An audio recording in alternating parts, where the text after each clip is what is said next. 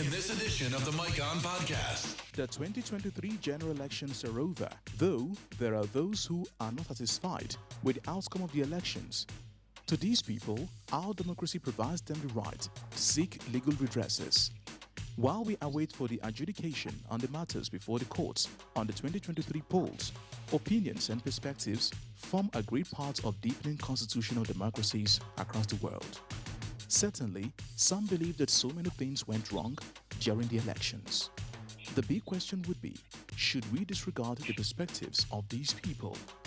If we must move forward as a nation, we must be prepared to holistically entertain opinions and issues with the grand goal of achieving national growth and development through preferring sustainable solutions.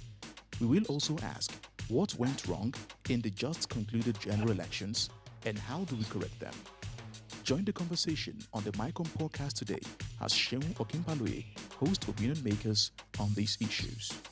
The 60% of Us series.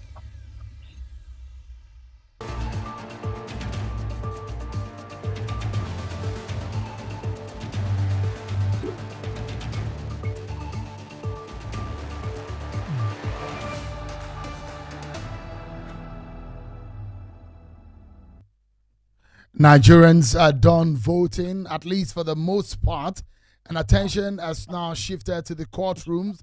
In some cases, now is the best time for the post-mortem.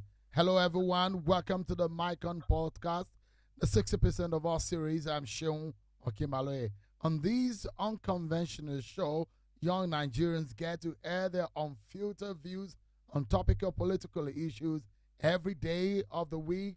And on Sundays, you watch me on channels television where politicians and policymakers are on the hot seat discussing on all issues without boundaries, well, except where issues of regulatory lines are being crossed.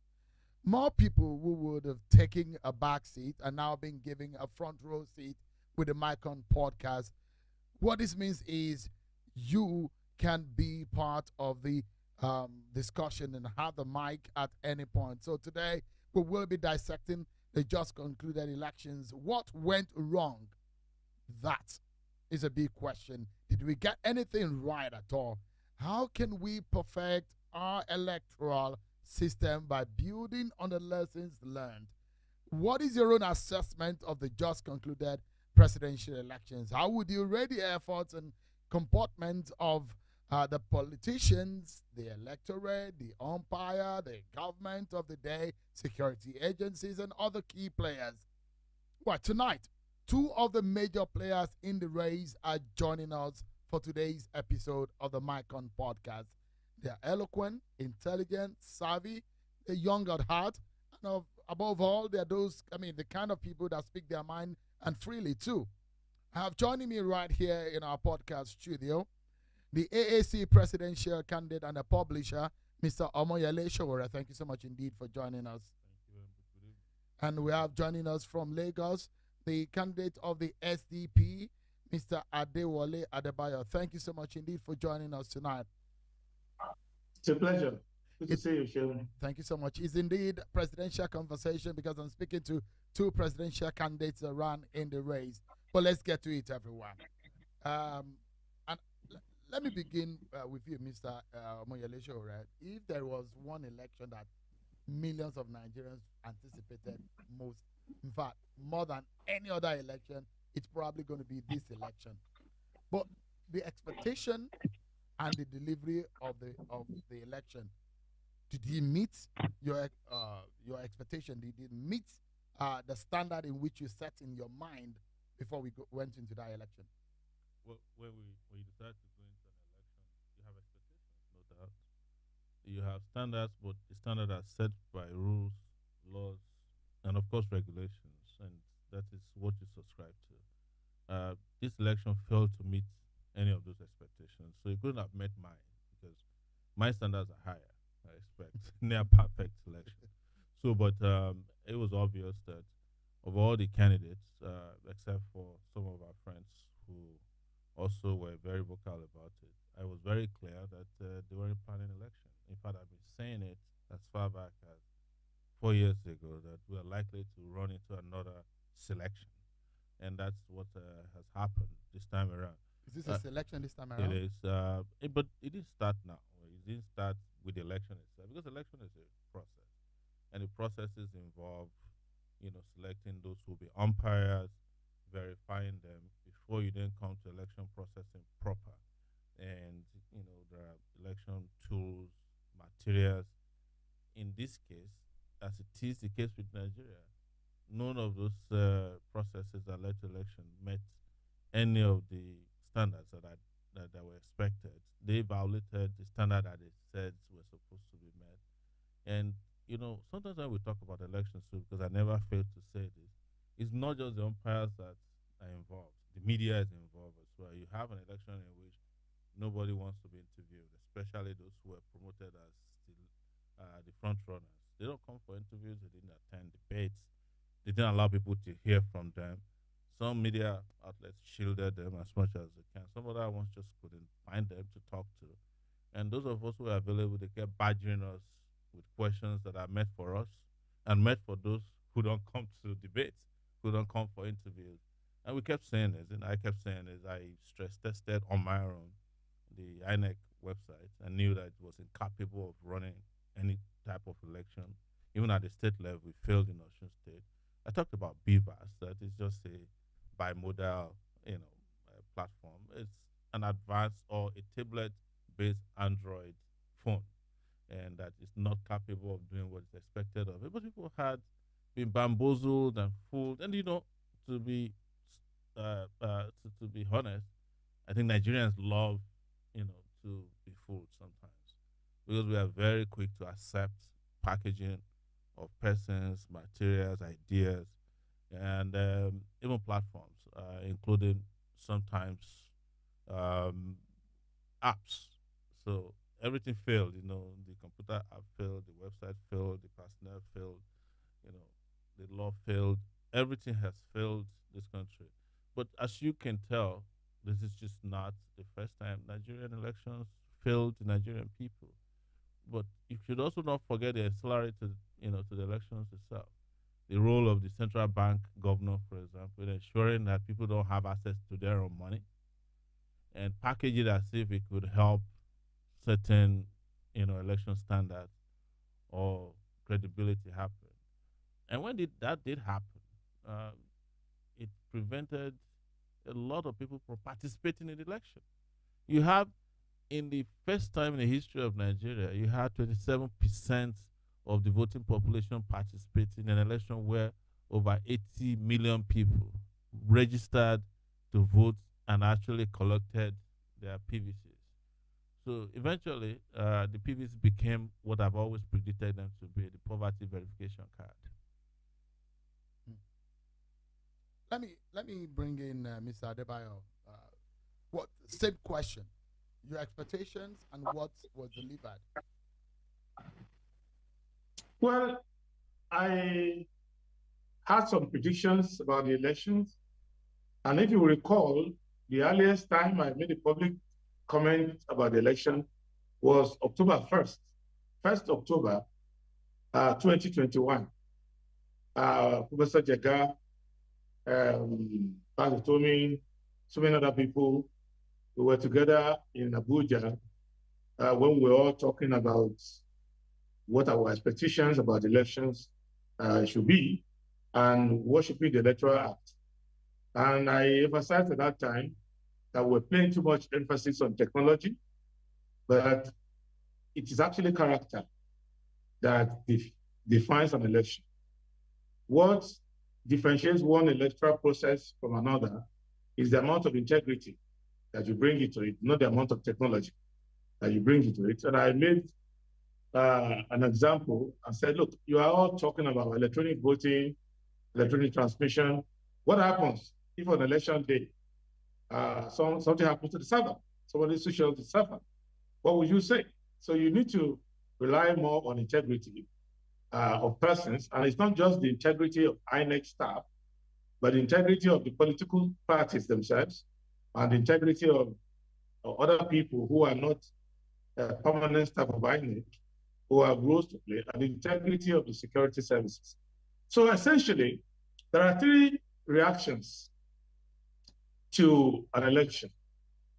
There are those who criticize an election because the outcome did not favor them, or the person declared the winner is not the person that they preferred. So that's where you have the majority of those who criticize an election. I don't fall into that. My comments about this election would not have been different if I had been the one declared, it had been Showore declared, it had been Peter Obi declared, it had been Atiku declared, it had been Congress declared. So I have the same reaction. Second reaction to that is for those who just blame INEC alone. And they just pile on INEC as if INEC on its own could deliver an electoral outcome outside the environment that is created. Then there is the third one. They tend to criticize other people without looking inwards to their own role in the matter. So I felt disappointed by the election, not because of the result. I recognize the person declared as president-elect as duly elected. I recognize that he should form the government. And I also recognize the right of anyone who is satisfied that they can go to court and challenge it. I believe that the person elected should be sworn in, there should be no interim government, there should not be any attempt to do unconstitutional things to scuttle the realization of that mandate given to the person. But I believe that many things are wrong with the election, and those things that are wrong with elections are in 5 categories. And if we Nigerians want to deal with them, this is an opportunity to deal with them. One is that the INEC as an organization is run by lots of fraudulent people. And right from registration of political parties, supervision of political parties, registration of voters, giving voters their display of the name, giving them their PVCs, uploading of INEC, of party agents. Every process, the INEC staff don't show the integrity that they need to show. So, I mean, sorry, Mr. Adewale, you said something that is very fundamental here. You said that a lot of people working in INEC are fraudulent people. Yes. Is that the basis? You said that, I mean, the process. Do you have any other evidence to show that this is? No, I have it. You can see that I am not the only one complaining. You could see that the PDP is complaining, and you will see that especially former Vice President Atiku Abubakar is making very clear case of collusion. He's saying it. You will see that in Abia State. Do you also think that there was a collusion? No, I see it all the time. Look, I see it all the time. And it is not that INEC, let me just make something very clear. It is not that Professor Mahmoud Yakubu, the chairman of INEC, calls his commission and calls everybody and say, let us go and work for this person. No, what I see is profiteering and privateering. I see that in different parts of the country. Even Labour Party, they don't like to hear it. They will be online now, trolling you forever. But even Labour Party had INEC people having collusion with them. So all of them have it. So let us not deceive ourselves. So it's like having a jury of 12 people where each of the jurors is working for one of the parties. So it's not as if they come together as a whole and say, oh, we're going to work for APC. No, there are places where INEC was against APC in favor of PDP or in favor of Labour. There are places where INEC was against PDP in favor of APC. You know, you will see what is happening at Adamawa now is APC and PDP struggling for the favor of INEC. You will see what happened in Abia, in Enugu. APC was not involved. The process still wasn't that credible. There was all kinds of pressure. So on INEC. So what I see, I want us to address that, is that there is no monolithic decision by INEC that we are working for this party. No, it's that in all of these stages that I mentioned to you, the political parties, I resisted that, and SDP will resist that, and I think Eshore will not be part of that as well. Political parties were making funds available. Go to any political party budgeting process. They always keep money for INEC, keep money for police, and all of that. So that is to say, the political party themselves, even though they are crying now, they sought the help of INEC personnel to favor them one way or the other. So if we are reviewing the election, so this is like a standard in which some politicians operate. They make funds available for INEC officials to bribe them, or what? For what purpose? Is it for logistics, to buy coke and minerals on election day, or what? For what purpose? To influence, because the federal government, there is money that is budgeted for the election. Provisions are being made.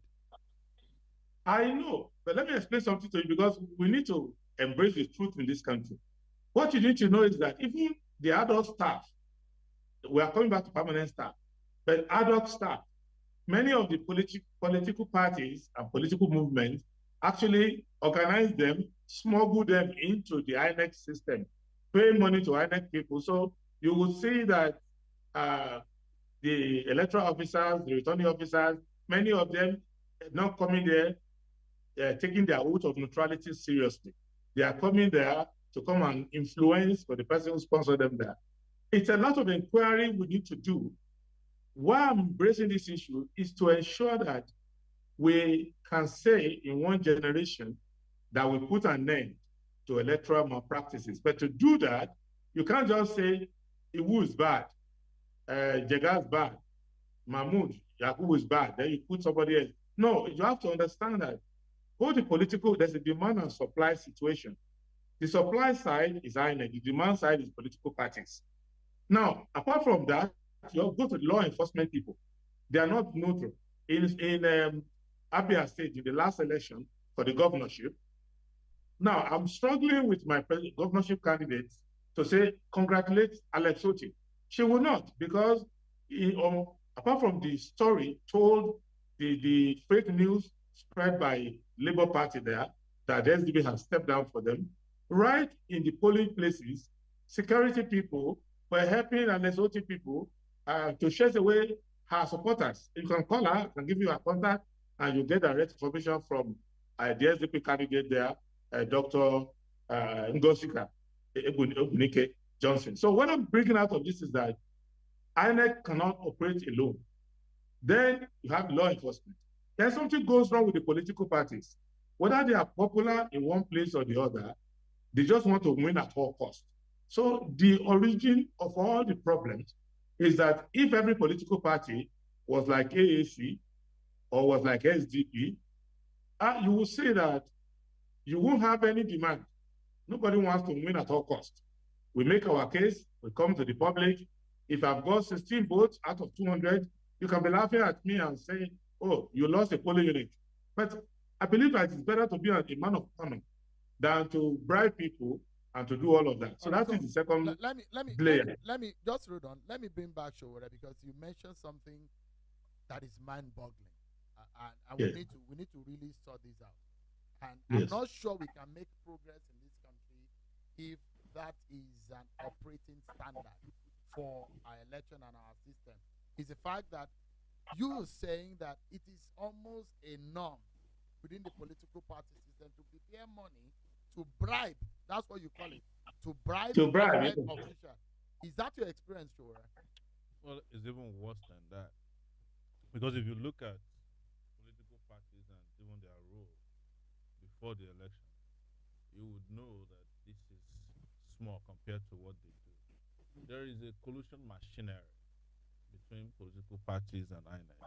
And that is why you see, when I go to INEC meetings with political parties, I'm shocked, and I've recorded some of it and placed in the public domain, at how the political parties are sleek, INEC chairman.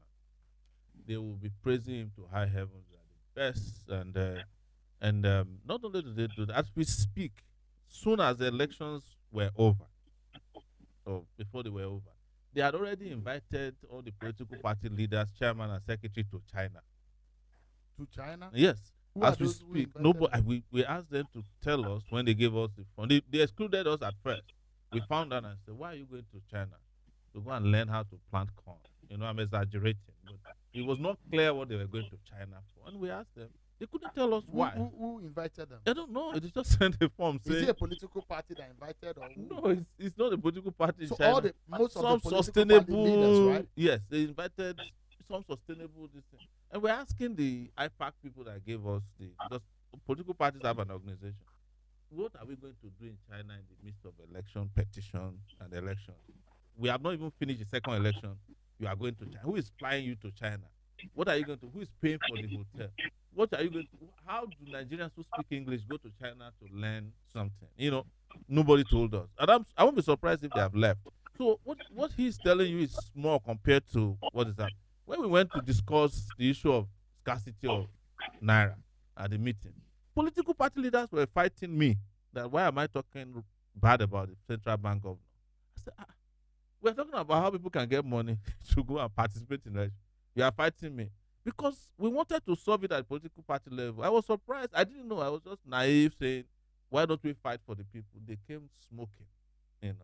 Next day, they went and held a meeting, a press conference, and it was covered by the media, including every media in the country, where they were saying that they will shut down the country if anything happens to the CBN governor before election. You are aware of this. All these things are part of how they're cool. I heard that, well, I can't confirm this, that the CBN governor called them and took care of them after when they were complaining about Naira scarcity. We were in there, chairman of AAC, but they don't call me to those. But any meeting they invite me to, I make a point to expose this whole scam. So what Prince is telling you is small compared to what they are doing. They are in collusion. The police, we had a meeting where all the security agencies were present. We spent over 30 minutes. One person spent almost 30 minutes praising the IG. I now ask the IG, this guy you are giving time to praise you, he's not even a chairman of a political. They just brought him from nowhere. I said, I know you planted this guy there. I said it there that the country cannot experience free and fair election with a compromised police. So it's like an organized It crime is organized. syndicate. Yes, a syndicate. Thing that happens. Yes. So it's even worse within the political party. So line. when I finish speaking, they call back all the media. This one is open. I make sure that story was not used where I accused the police of being involved in election rigging since 1983. That I know of because I was 12 years old in 1983 and I knew about election. So the media obliterated my opinion, my comments in that meeting. So these are not new.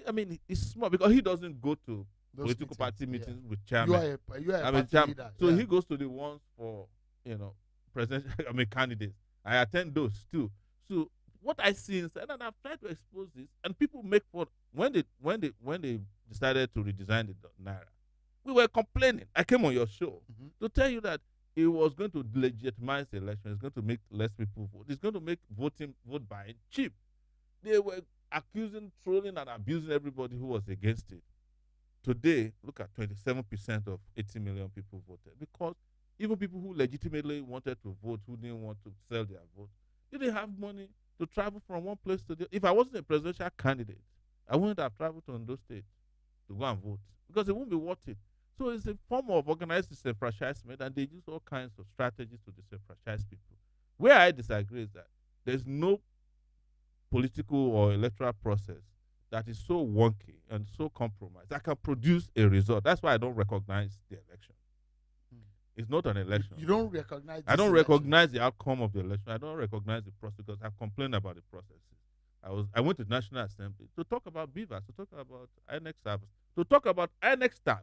I was the first person, or our party, the AAC, in 2021 to organize. We organized 2 protests in front of INEC, where we said occupy INEC because we said this chairman of INEC does not have credibility. And what was the basis? At that time, Sahara reporters found out in a story that the INEC chairman spent 3 billion naira to buy the renewal of his tenure. Everybody was saying, Sahara reporters has come again, and we went and did a protest.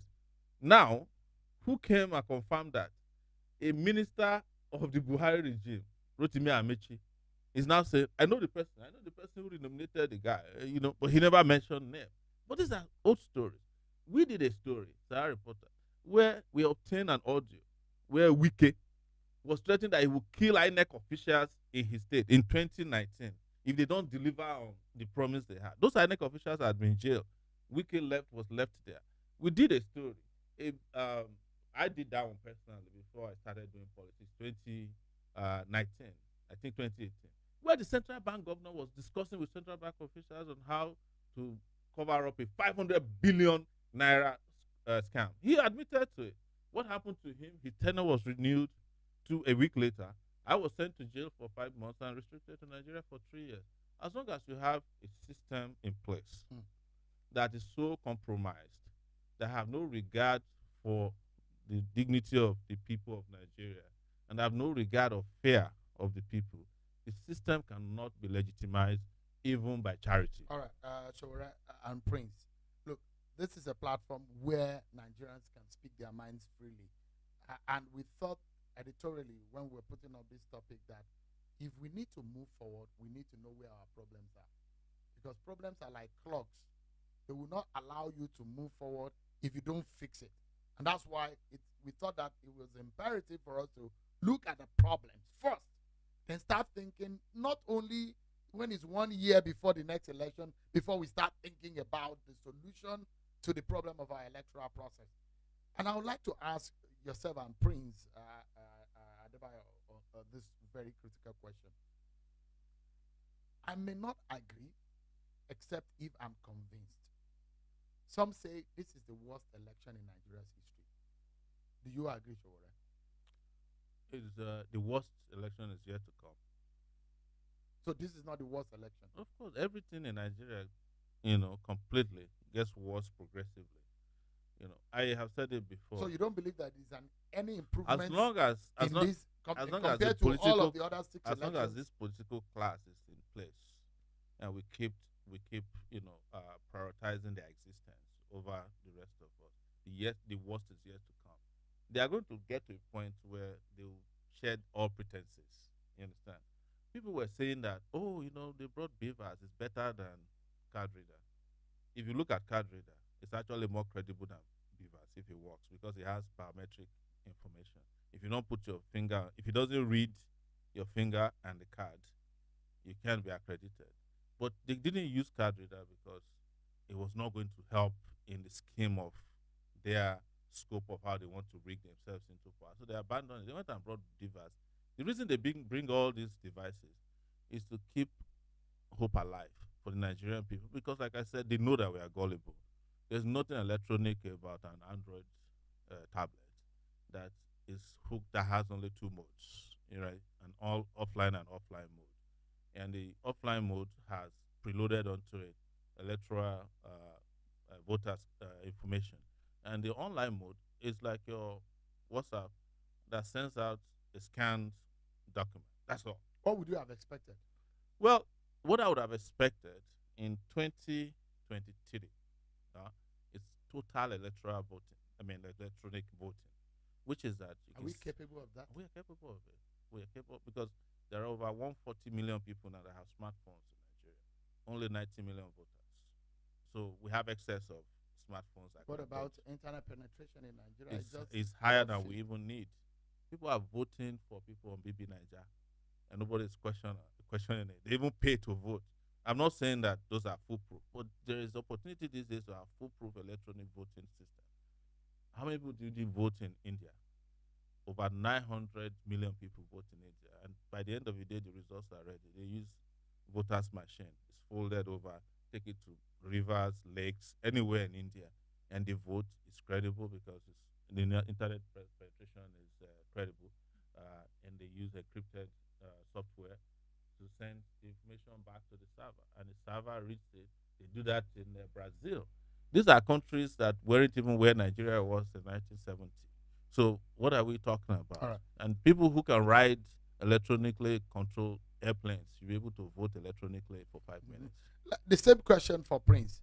If some say that this is the worst election, I'd like you to tell us why you think otherwise or why you support that claim. Let me tell you something. Nigeria, we are a little hyperbolic in our language generally. We're flowering. Anything that happens to us is always the worst. This is a bad election, but it's not the worst. This election, to my mind, is still better than 1999, because 1999, actually, if you look back, researchers have said that the person who was declared the winner wasn't the winner. That actually Falai won that election. If you look at 2003 election, figures were flying from everywhere. So states and rivers were almost 42 million.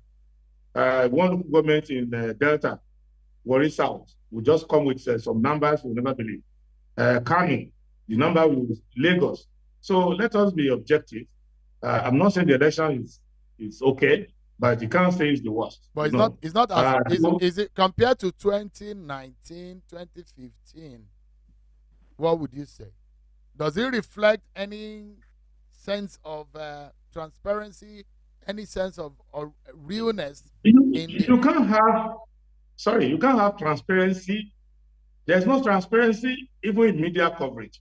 I think Comrade Showore will agree with me that apart from a few of you guys, we're practically having to say, why are you not talking to us? So the coverage wasn't the same.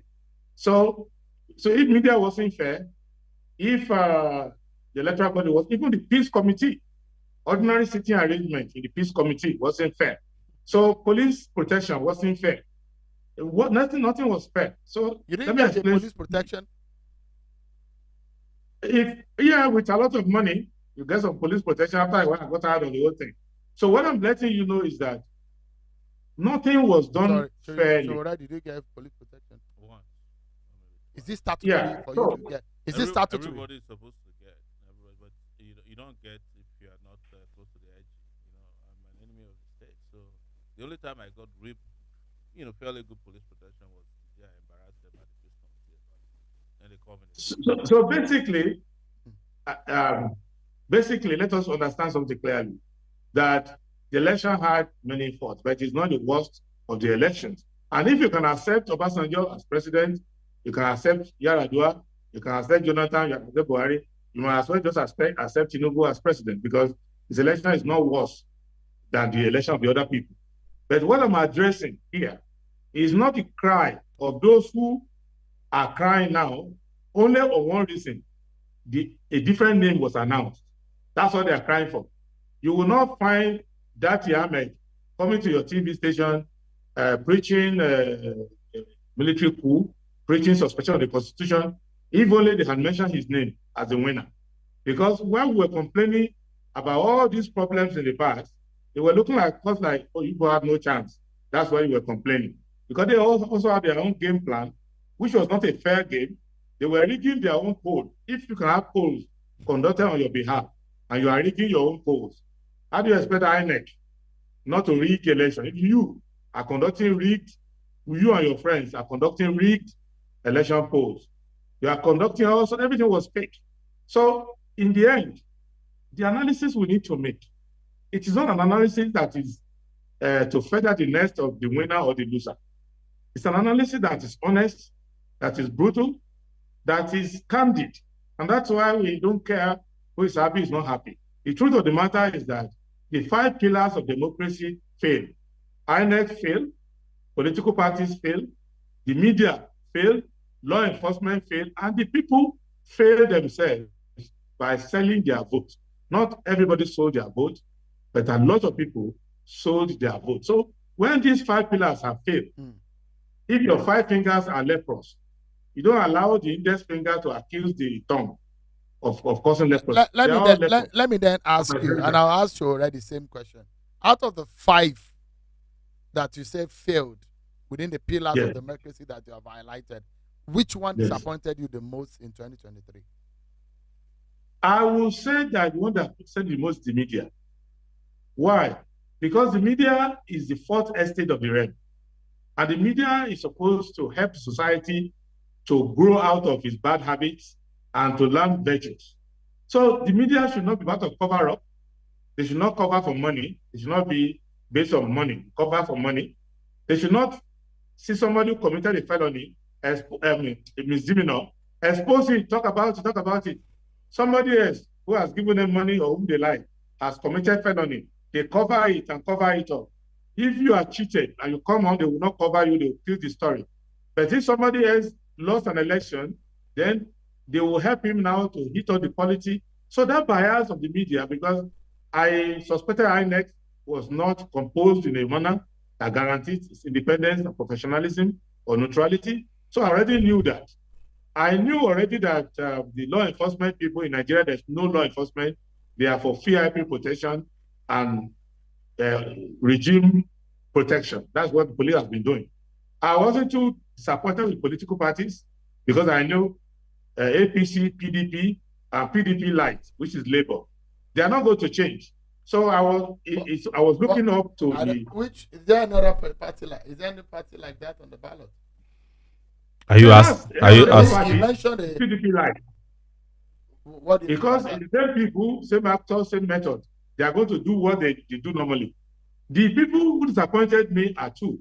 Mainly the media, secondly, the Nigerian people, because people like us came out because we thought that the people have learned the power of the ballot and they will not sell their vote and they will liberate themselves. Let me allow you. I didn't think that they will go and vote and sell their vote and later come and be crying to us the next day. Let me allow you the same question. Out of the 5 that Prince mentioned, which of these disappointed you the most in 2023 election? You know, it's very difficult to say one did worse than the other because, when people commit crimes in the legal realm of criminality, the person who committed the crime, let's use bank robbery, for instance. The people who rob a bank and the person who provides the getaway car and the person who helped them hide the money, they are all guilty in the eyes of the law, But the level of yes, probably the people that would be the people who actually carried out the robbery. That would be the political class.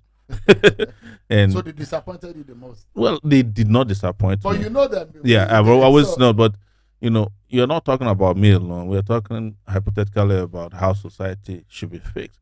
And the reason is that it is impossible to separate the political class from the media because they also own the media. You can't also separate them from law enforcement because they also own law enforcement and security agencies. You can hardly find a commissioner of police today who got promoted anywhere out of the 36 states of the federation, wherever they are, who did not have a godfather who made it possible. You cannot sit down in your house on merit or be working in an office in the IG's office and get taken to Lagos without talking to the owners of Lagos. You can't become a general in the army without having connections with, the owners of Nigeria.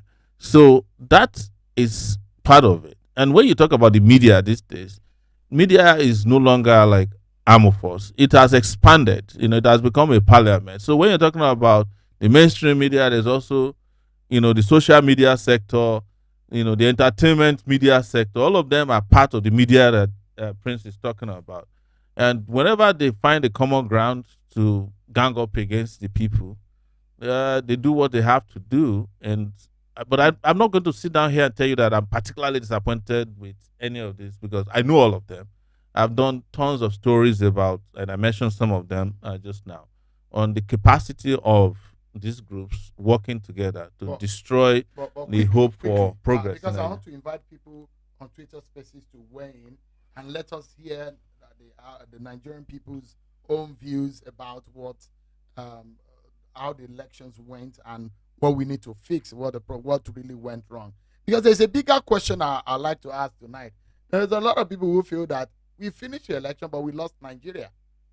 Where is Nigeria? Because at some point, it does look like our identities, our cultural values. For me, that sounds like an oxymoron. That sounds like an oxymoron. The truth is that there was never a time you had Nigeria. Some people had Nigeria. Just pause for a moment because don't go in there because we go there. I want us to settle this. Yes. And quickly, just about 30 seconds for both of you. Was there a grand conspiracy to rig the election as being painted somehow? Yes. It's nothing new. It's nothing esoteric.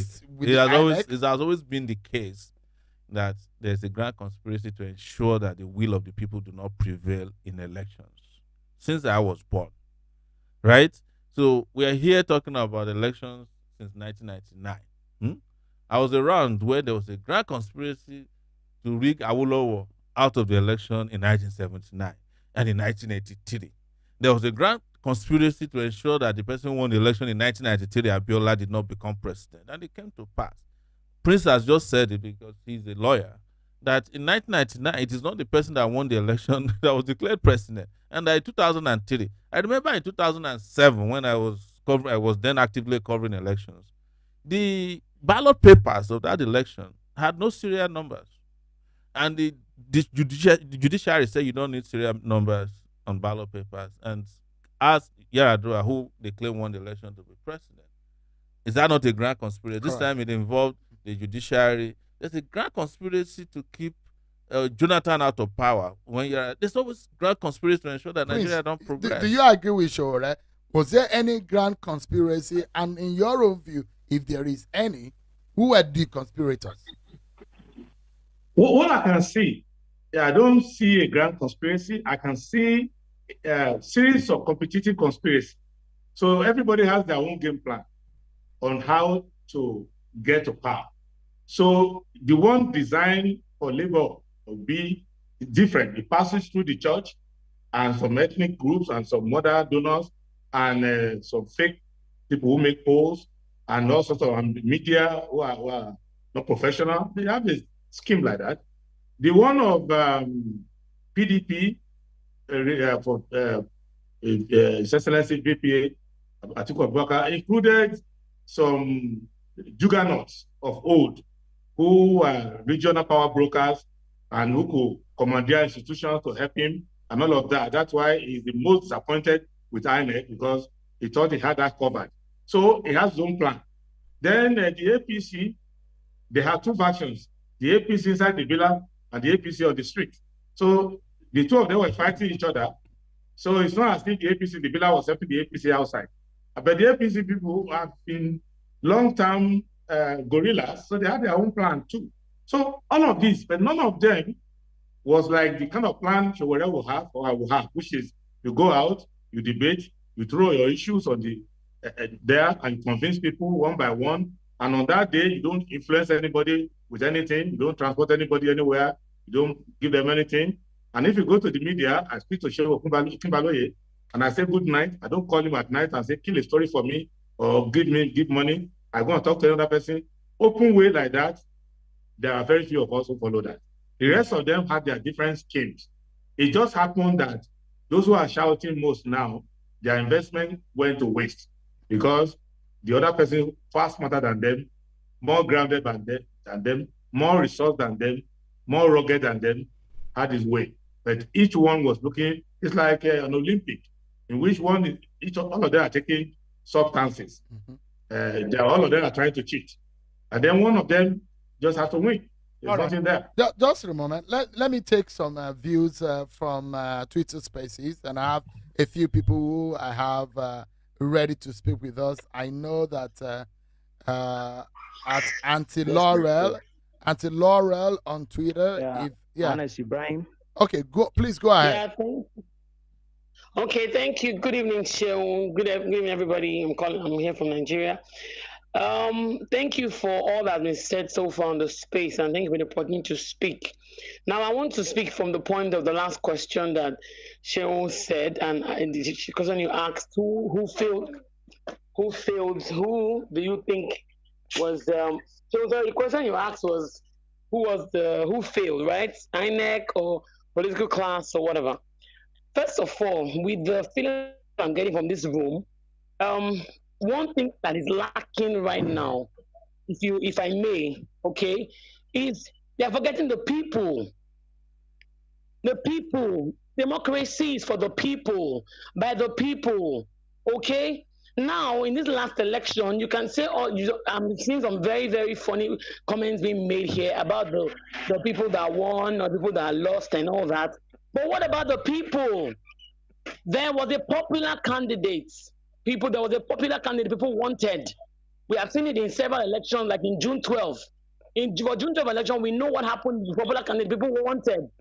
So there's a popular candidate this election. And how can you confirm what I just said is what happened on the 1st of March when that result was was announced at 4 a.m. clandestinely or whatever, how would I say it, in the middle of the night people were sleeping. The country woke up to a morning mood. Sean, I disagree with the speaker. Please, can I just speak? Yeah, I disagree. When you Yeah, said I think I have the mic. hold on, let him land. and my family- Hold on a moment, Dr. Justice. Please, Let- let me speak, please. No, Let me just speak. hold on. Let him land. Just hold on. Hold on. And my family did not want to be. I have the mic. These people. I have the mic. Just Can you let me speak? Let him land. Please, Then don't I'll say bring you people. in. Just Don't hold say on. people. Hold on. Just give him a moment. Sean, I've been waiting. No. No, just hold on. Hold on. Let him land on that. Please, can you Thought. let me finish? Go ahead. Sorry, I'm not a him. It's a female. I just had that picture on my DP. It's a female. I'm Oh. the lady that's speaking right now. Oh, it's a lady. Okay. Apology. Yeah, Sorry. Laura. Yeah. Please go ahead. Oh, you have the masculine voice. All right. So the first thing I'm going to say, and another example, the first example I'm giving right now is how the mood of the nation 1st of March. The second example I'm giving is June 12th celebration. The third example is Abia State election / Enugu State election. You see the celebration and the mourning. So I'll just leave it there, okay? Now, the people is what matter. Whether INEC, whether political class, whatever, the people, what do the people want?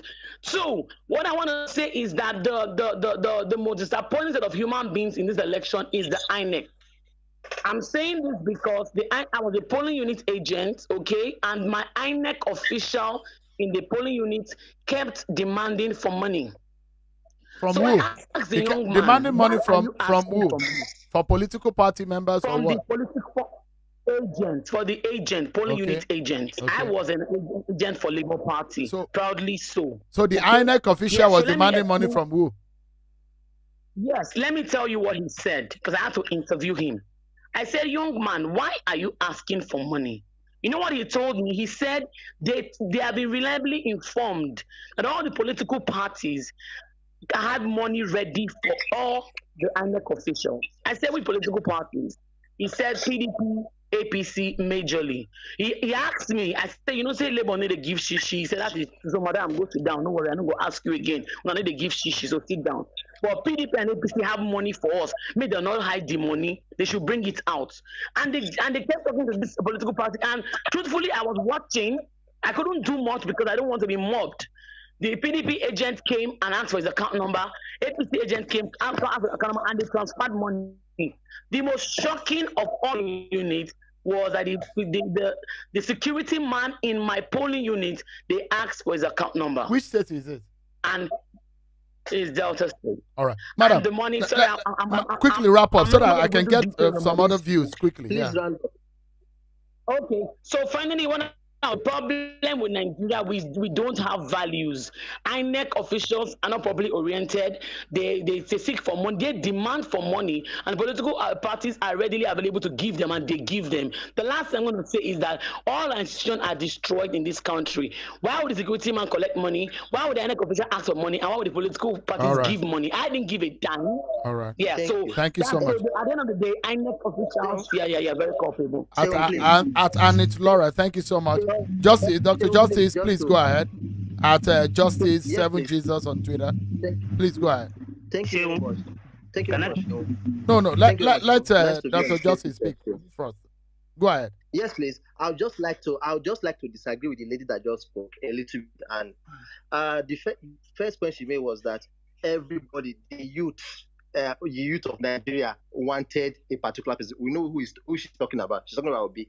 I did not want her. I did not want him. My family did not want him. When you talk about even before the election, when you made your analysis, you see that the youth that were craving for Obi were south and southeast, right? And then some Christians up north. So when you say Nigerian people, this is delusion of grandeur. This is the narrative that pervades the social media. The Nigerian people, the Nigerian youth. You are excluding those of us who did not want him, those of us who wanted another candidate. This is always the narrative, right? You are just a small percentage. I hope you know that. It's okay. Please, I allow you to talk. Let me talk, please. The second point is, in my own opinion, this election in my own opinion, is better than 2019, better than 2015, better than 2011, 2007, 2003, 1999. The only election I think is better than this election is 1993. Why do I say so? Because in this election, Before now, if you look at the figures that are being produced from Kano, being produced from Rivers, being produced from the north, with Beavers, as imperfect as it is, with the irregularities here and there, it was able to streamline and reduce those numbers. You could see that we did not get 3 million coming from Kano. We did not get 2 million coming from Rivers because the Beavers significantly reduce rigging. Reduce, I did not say eliminate, all right? Okay, reduce. Now, if you look at people complaining about Lagos, for example, of course, if you ask them, they'll tell you that at 21 polling units, there was violence, there was a snatching of ballot boxes, true. But 325 polling units in Lagos. So 21 divided by 13,225. How can you say that election is not successful? Simply because in 21 polling units, there was irregularity. There were irregularities. Divided by the total. Because even in an exam, if you score 95%, that is an A. Right? Okay. In Nigeria, for example, there are 176,000 polling units. Those of us that are complaining about the elections, okay, bring out the number of polling units in which there was problem. All right. Then let's divide it by 176,000 and see the percentage. I'm still sure it's more than 90% okay, or at least 85%. So what I'm saying is not perfect, but it's the best. Now, an election, please, let me finish. An election in which the opposition was able to defeat an incumbent in Lagos must have some element of credibility. All right, Dr. Justice. I need to bring some other people. So we need to make the interventions very fast. Let me bring in, I see that at Anna_Anasi Ibrahim on Twitter has been wanting to speak. So you have the floor now. Please go ahead. Your mic is on.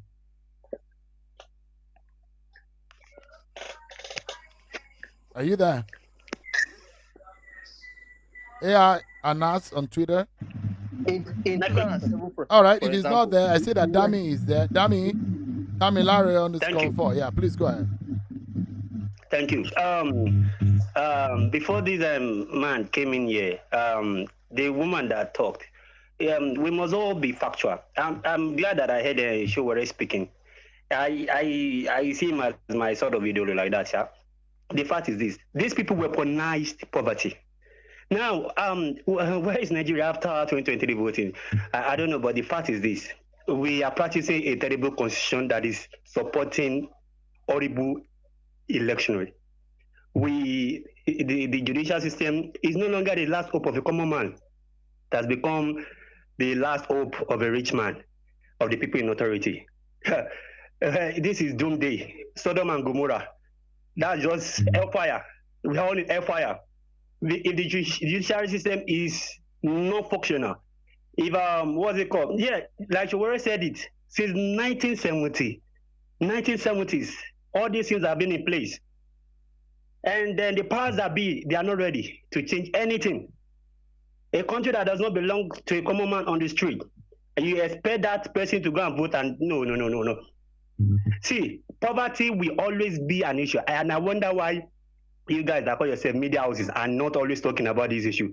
See, once that poverty can be taken away, and how can poverty be taken away? When you won't give people employment, when you won't give people stable electricity, all these things, when you give people quality education, they know the moment you are educated, your oppressors know the moment you are educated, that is the end for them. So what they are doing now, my point is this: just to cap it up. My point is this: Nigeria is just doomsday. Let me just put that doomsday. Judicial is no longer functioning.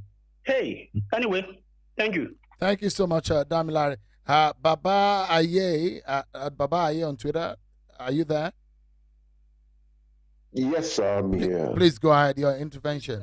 Do you have any experience that gives us an understanding of what you think went wrong in the election? Well, in terms of experience, I would say, yes, I was a long-standing Deputy National Secretary of the Labour Party. Right now, I am a member of the African Action Congress. But speaking to the question of the 2023 election and where Nigeria is now, I think there are contradictory elements, and we need to look at the pros and cons. This will be the 7th successive election, and this itself is good news somewhat. it represents the consolidation of liberal democracy, what's and all. And there have been key moments in this evolution. You started, just as with all transition elections, from colonialism to the post-independence period, the military, you had one party emerging that won in a context in which none of the parties was strong enough to wield hegemony on all the others, and they also still couldn't arrive at consensus. It's because we had this length of evolution that you had, 2015 and then now. So there's some elements of progress. But that being said, I think looking at elections as the point of departure is like that question of that issue of the boy or girl hawking something that has K-leg, and you say the tray is slanted. And she or he tells you that look at the leg. And, just like the bones are the substructure of the human body, the socioeconomic realities. Dami spoke of one of it, just like with the human leg. There are two legs to this. One of the legs, which he spoke about, is weaponization of poverty.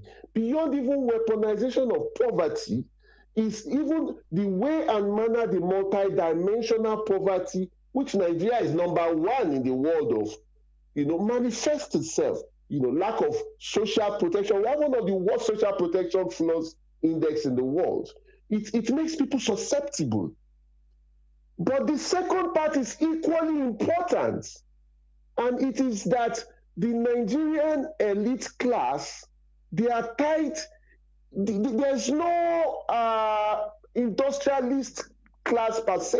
Even the richest, the Dangotes and co, their lives, their monies are tied to what happens in the political field. Our politicians are some of the highest, I won't say they earn such money. This kind of humongous things, it makes it do or die for them. And then it becomes a spiraling circle. All right. It becomes a spiraling circle in that. I will round up with just one bit, because it might seem to be a catch-22 without looking at that other aspect.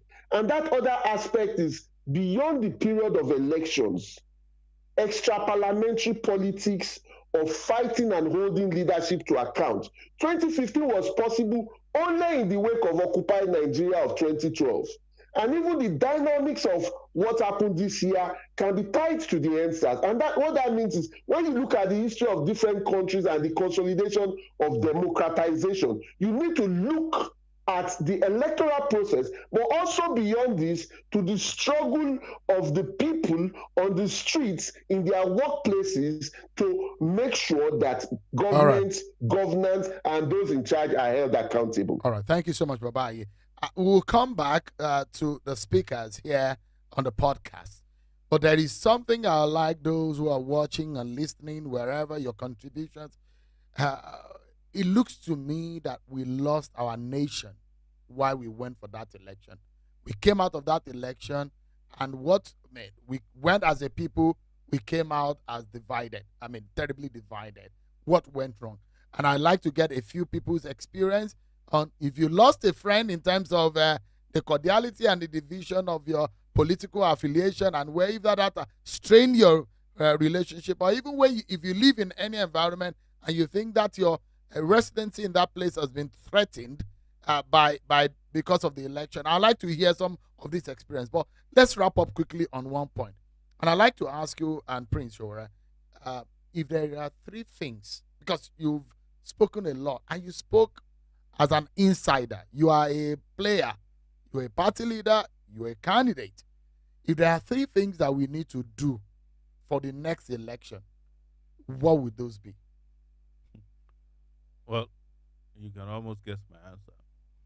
Because the people we are dealing with are not preparing for a next election. They are preparing, as we speak, for how to rig themselves or candidates into power in the off-season elections. They are already thinking Bayelsa. They're already thinking Kogi State. They're already thinking Ondo, and all those off-season elections. They have moved past us. People are still stuck debating what happened last time. They move pastors. Even those you see who are making noise on social media and the media, lawyers are already taking part in election petition activities. Some of them are offering third-party advice. They're all involved in it. It's a class, and this class is filled. They're jostling from one angle to the other. People want positions, they are moving around. Everywhere it's bubbling. So if anybody is under any illusion that this political class has composed, the political class in Nigeria that's without conscience, and this political class we have in Nigeria is also connected with the religious class. It's connected with the military class. It's also connected with now the social media class, influencers and entertainers. They have formed part of the kingmakers in the country. And if you think they have any intention, as Prince rightly mentioned earlier, there are people who cannot afford to allow free and fair opinion polls. Just opinion polls. This one doesn't require INEC. They sit down in their houses and rig opinion polls. And you expect that if they get to power, that they will not rig election. You are deceiving yourself. So all of them are involved in this. And as a result, anything that keeps this current system and processes in place is wasting its time. And it will, except we agree conscientiously and consciously and that we must demolish and put into out of business this system that we're talking about today. We will be back in the next 4 years, probably with Prince. His hair might be grayer than mine. Would you contest for the next election? We're not discussing next election. No, I'm asking. We are discussing. You didn't win this time around, show, right? There was no election. I keep telling you, don't be talking about people winning and not. It's just like asking me if I didn't pass when there's no exam. But people went to the bar to vote. Why do you have this space if there was election? We would have been talking about swearing in by now. We'll be talking about. Would it have been an election if you had won? If I won this type of election, I would fight against it. Yes, I would. I have my conscience is that strong. But does it deter you? Does it dampen your morale in still wanting to become Nigeria's president? This is the kind of thing, and I'm saying it to all the young people listening. This is actually the best time for anybody who wants to demonstrate leadership and conscientious activism. This is a fertile ground for it. Because when things are so wonky like this is the time to perform best if you are a good fighter. What's your response generally? Because I know you have an activated activism mind. Do you have any, since you said it's a selection as far as you are concerned, what would you be doing differently? I mean, to respond to that. It's not for us to discuss it here. It's not a function for Twitter space or podcast alone. It's something that this involves is where some of real the people. Nigerians are, and they're listening right now. These are did people who are passionate about Nigerians. Did you hear a guy who's the female voice who said, "Oh, there was a candidate for that. All the people want a candidate," and the guy who spoke also reported. Reported it. This is part of how we make it sound like we can just sit down in one corner and make a decision for everybody. I laugh at them when they say that, "Oh, all the youths are with this candidate." How do you determine that? Buhari, for instance, since when he started contesting, 2003, has been having 12 million votes. Doesn't mean everybody was with Buhari. There are people who are not for Buhari. Since he contested, there are people who are against Buhari. You understand? And he's had 6 million votes. People who had 12 million votes. There are states that Buhari has never won. Exactly. But he has people who had 6.1 million votes are telling you that the whole country is supporting them. Buhari, that used to have 12 million votes, has never said it, to the best of my knowledge, that he has the whole country for the youths who are working for him. I respect youths who want to make hyperbolic statements, feel important. But we must also have the humility not to speak for everybody. Oh, all of us, that's what they do on Twitter. Oh, if you don't join us, forget it. You are no longer relevant. I know those are childish, talks, but let's also be realistic about how we form this conversation. Right. Because I want to see a situation where everybody who wants the country to change can actually come together against those who don't want the country to change. And the people who don't want the country to change are the mainstream parties, the frontliners. We are saying they are all the same, and we're not afraid to say it. Yes. And you asked the last question. Is it possible that we see a change a total departure. There were a lot of people who were dislodged, traditional politicians that were dislodged in this election. Do you see that there's a if a traditional politician who was PDP in 2003, APC in 2015, Labour Party in 2023, yeah, wins as a Labour Party candidate, is he not a traditional politician? Alex Oti, for example, said it. He said, the moment he won, he said, look, don't come and claim that it's Labour Party, that it's Peter Obi that make me win. I've been doing politics. Most of the people who won under Labour Party were PDP members. That's what Prince was telling you about being PDP light. And who best can describe PDP to you than the Jade Yonju? It's been there before. He knows who is in PDP, who is light and who is heavy. You understand? So most of the politicians you say traditional politicians have been dislodged. They were not dislodged as politicians. They were dislodged so we should not expect any new Nigeria for anybody that is thinking. Where's new Nigeria going to come? Thinking, a new order. Where's new Nigeria going to political practice? Where's new Nigeria going to come from? The old Nigeria, the old thinking, the old mindset. You understand? The mere fact that you introduce a wrapper to a new seasoning that is called Maggi doesn't mean that it's no longer Maggi. It's simply because Maggi is no longer orange. Let me bring back Prince. So I asked Shore if there were 3 things that you, going forward, that you think can help us fix our election. What would those be? We still have 3 elections before the end of this year: Imo, Bayelsa, and Kogi State. And those are going to be, these are areas where elections are never easy. Elections in those states in the past have come with a lot of intensity. So if there are 3 things that you will suggest for Nigerians tonight, what would those be?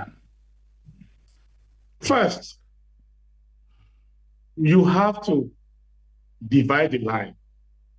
In democracy, people make choices. That's why it's called a choice. And to make a choice, there must be 2 diametrically opposed options.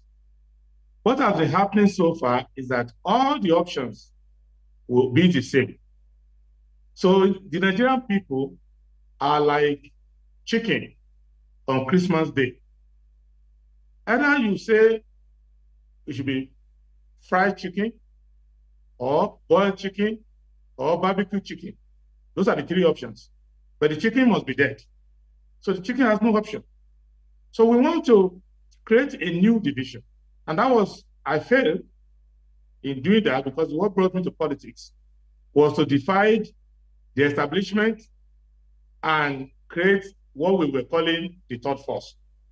Unfortunately for us, the establishment politicians divided themselves into 3. And one of them came to the third force. So the third force now abandoned their third force and kept following the traditional politicians. So PDP, Labour, and APC, they are the same people. But if you look at it, you would not know that none of them is willing to implement Chapter 2 of the Constitution.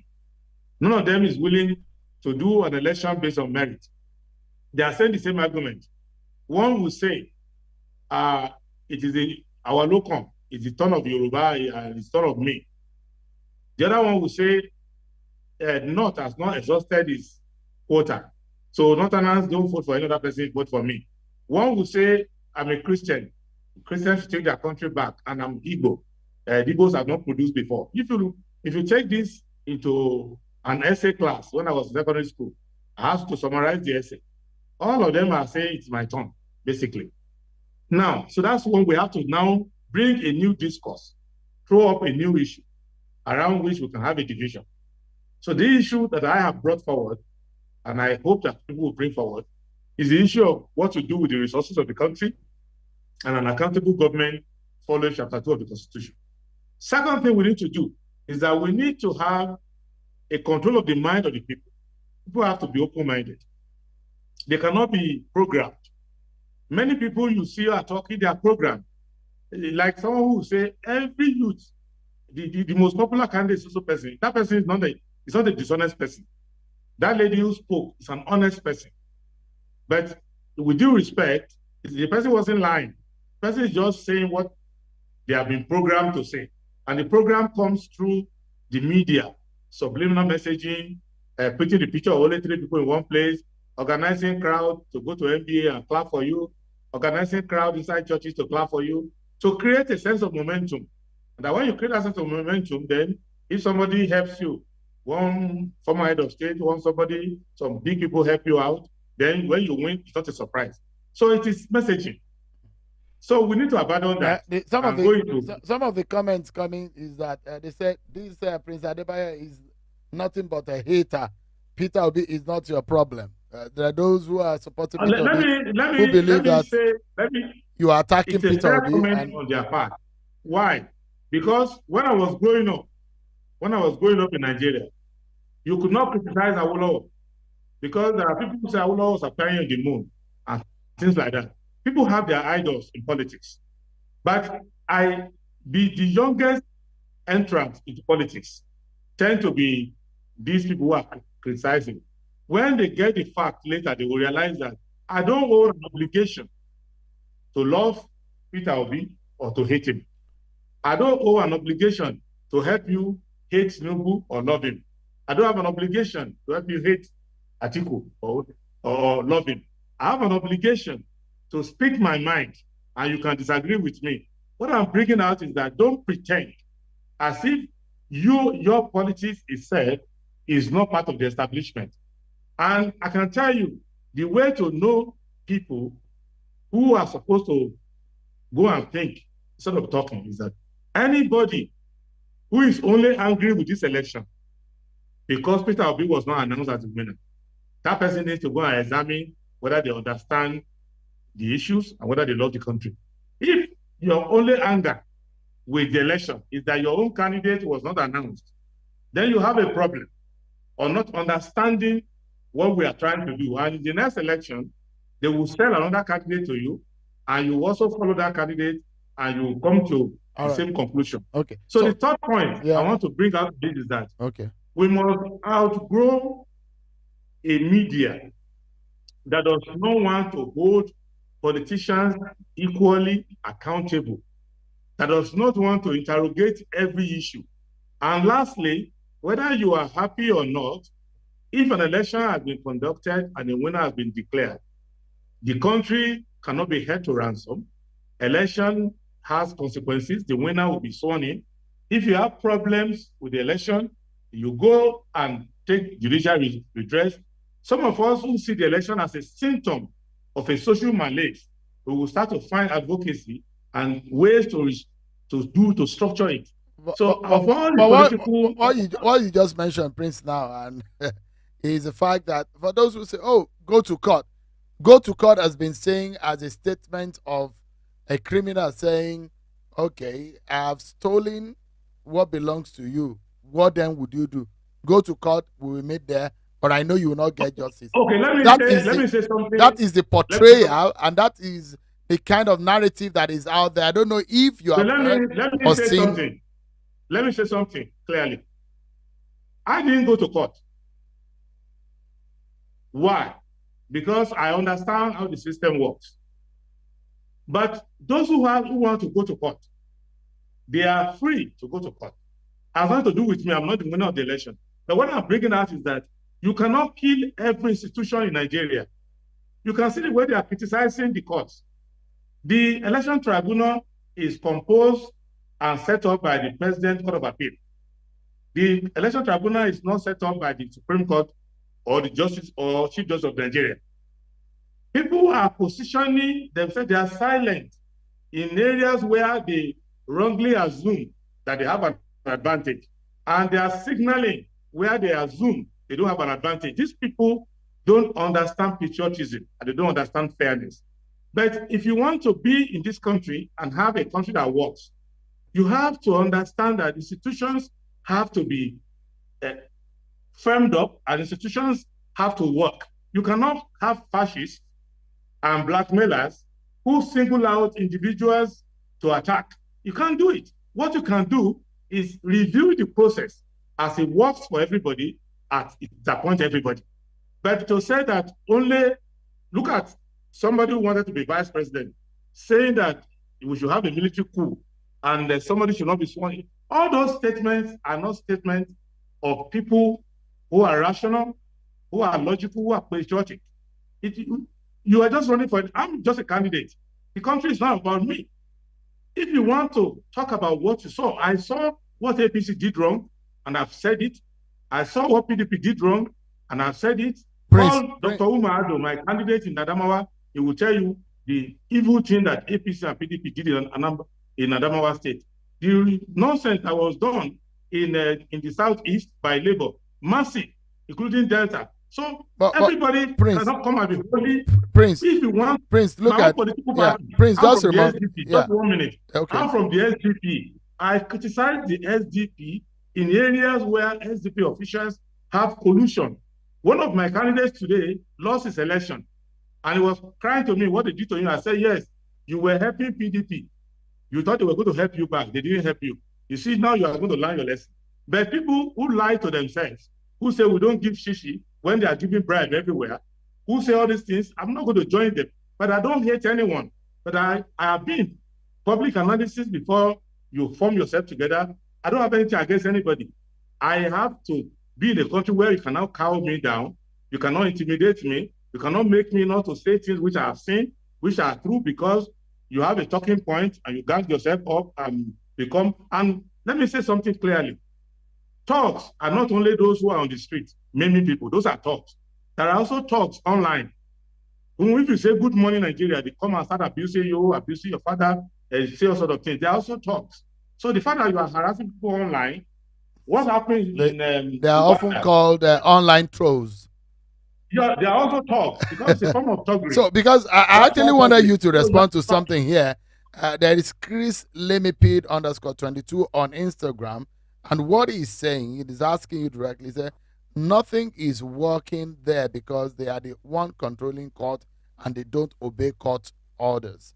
So I guess one of those narratives of saying going to court is a statement of a premeditated criminal enterprise. And that's why some of them... Every political party has been a beneficiary of the court system.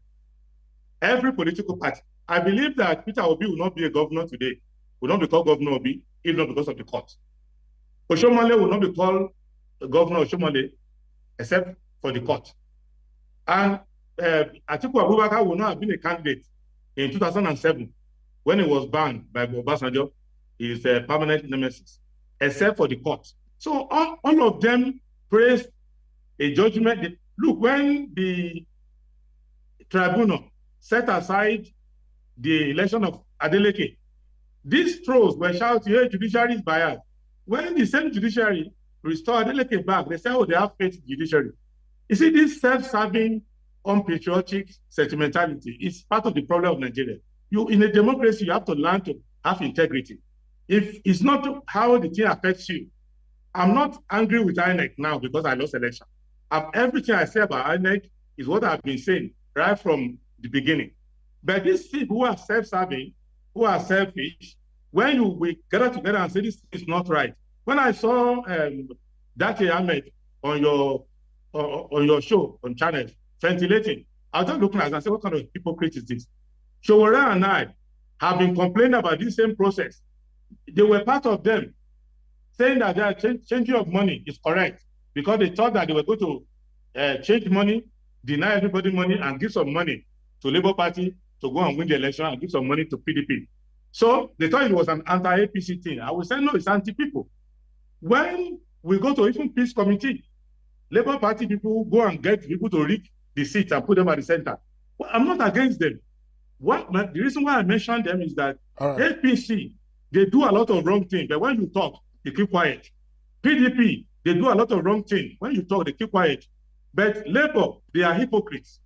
So it's like a thief calling the owner thief before you call him thief. So when they do something wrong and you point the word, start lynching you, it is better for you not to be hypocrites. If you want a good country, do what is right. Don't only criticize what others do. We should too do like them. That's my point. So I want us to wrap up the conversation tonight on this note.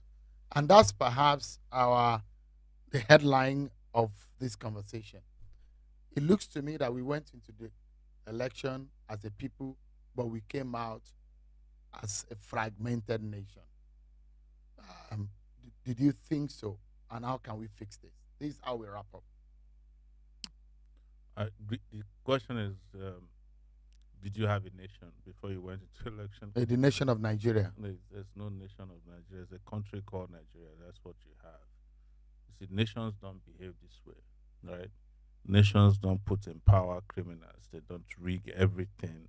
Nations, if you see, even if you go to the United Nations, right, as liberal and as lackadaisical as they are in those places, you will see quality representation of nations.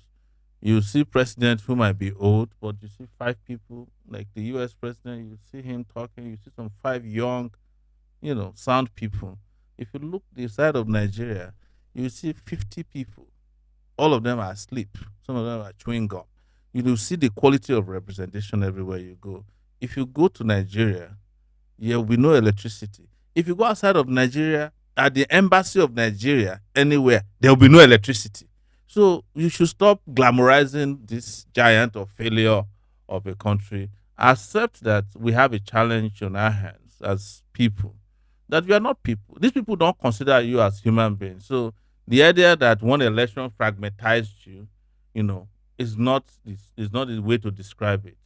The elections are non-elections, whether it's election season or off season, you are fragmentized. You are poor. You are abused. The police is there. Since the election has been over now, kidnappers are back, right?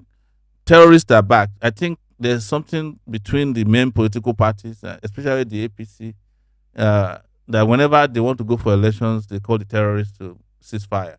It's very, very apt how they just disappear. And as soon as the elections are over, they return back to business. So I don't see how you use this election as a measure of your human dignity when you never had one before the election. Well, I'm talking about the kind of division that came out of that election. What Even division? if you disagree on the composition of our country, in terms of how national it is, but the fact that we came out even in a more terrible situation. But before the election, I'm not sure in my over a decade of living in this country, I'm not sure I've seen such thing happen. No, I'm sure you've seen. It's extreme. You're a journalist. You can't even say that. So You're not allowed. You're not allowed to. Bad. You should not get away with saying that you think Nigeria was better. Days. No, I've been in Lagos. I've been traveling all over the place. You haven't traveled as much as I've done in last few weeks, months. I traveled everywhere. There's no country. There's nothing here. There's no point saying that, oh, you just discovered that Nigeria weaponized poverty, or you just discovered that people have no money, or you just discovered that. But the question of, we've lived together, but that what is it that you discovered? What is it that you discovered in this election that doesn't exist before? So the story is not different. It's not. Is it that the candidate, like Prince said, the candidate that some people expect to win didn't win? We saw what happened in Lagos. When I would in 20 Yoruba, Igbos, and all what have you. Were you not around? Were you not around in the Araba around 1999? Mm-hmm. When Obasanjo was coming to office. Yeah. How many people were killed just over a rumor? Over a rumor that Obasanjo will not be president. Something stupid like that. I'm just telling you that it is not proper. I will admit that, to say that one event was worse than the other. Yes, but to say that somehow you just found out that Nigeria is not functioning, or that Nigeria is divided, that thieves are in control, that elections have just been rigged, or that the central bank governor is a thief, or that the NDLA sells drug, or that EFCC cover up money laundering. Are you just finding out? Or you just found out that, oh, Yorubas don't like Igbos? When we just know how to. Today on my way here, I was reading a headline. Obasanjo is saying that Igbophobia in Nigeria. They have never seen Nigeria. This is a guy who went to the east and shot people dead because they wanted Biafra. Obasanjo killed. He was one of the officers that obtained the surrender of Biafrans. They were asking for a nation. Obasanjo and others, Danjuma, Buhari, Babangida, they went to the east and killed people, Murtala, and killed people up to 3.5 million people. They did not even apologize for it. And some, maybe 60 years later, You are saying that you suddenly found out that people hate Igbos.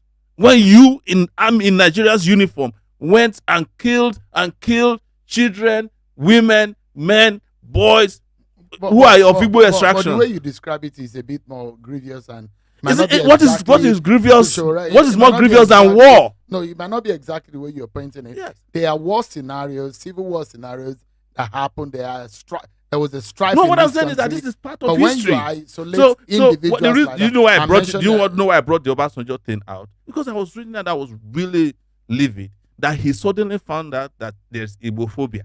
When the Nigerian army carried out a pogrom, carried out massacre of Igbos, and because he wants to play on the intelligence and emotions of Igbos, you will be clapping for him. Oh, Obasanjo is now our human rights defender. Oh, see, he's fighting for Igbo. I have never seen anybody amongst Nigerians that have probably killed more Igbos than Obasanjo. They kill people at the Civil War. You don't have evidence to that. What are you talking about? That you don't have evidence of soldiers killing people in Biafra? But when you name someone as Obasanjo was the third commando now. Yeah. He took over from Benjamin Adekunle.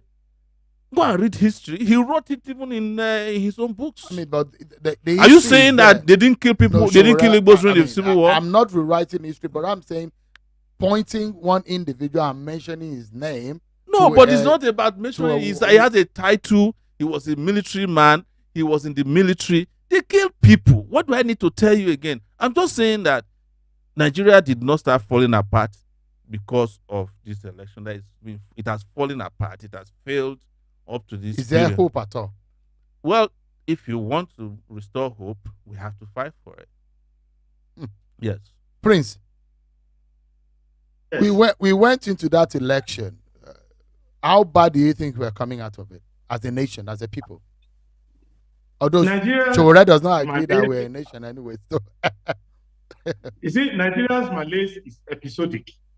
It is not that the disease came now, but it's not that somebody who has a mental problem or who has a serious fever.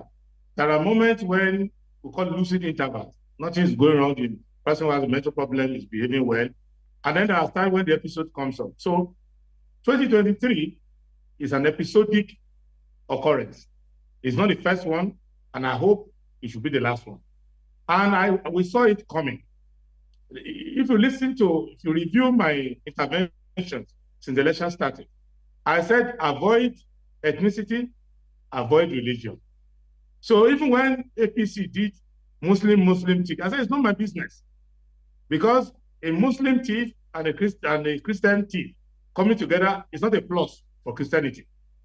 So a Muslim rigger and a Christian Muslim rigger come together is not a plus for Islam as well. So don't get me involved in that.